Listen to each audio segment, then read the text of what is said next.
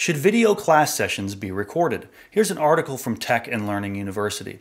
Zoom and similar video-based platforms make it easy to record a lecture or class discussion because not all students are able to connect in real time due to scheduling, bandwidth issues, or shared devices. So having that recording can allow those students to view whenever it's possible. A recorded class session also lets students watch it at any speed or as many times as needed to process the information. However, there are student privacy concerns to keep in mind when recording live classes. Before recording a class, instructors might consider how the data will be stored, if students will be visible, and if it will be publicly accessible. To avoid issues, instructors can simply allow students to turn off their video during classes, instead allowing them to share by voice or text.